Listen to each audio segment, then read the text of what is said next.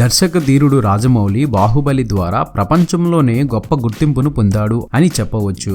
ప్రతి తెలుగువాడు, ప్రతి భారతీయుడు గర్వించదగ్గ విలువలతో ఒక రేంజ్లో సినిమాను తెరకెక్కిస్తున్నారు.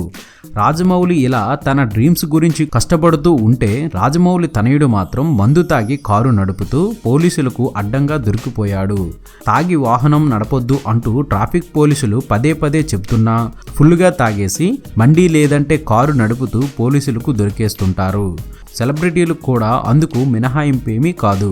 ఇంతకు ముందు చాలామంది స్టార్లు అలాగే దొరికారు కూడా.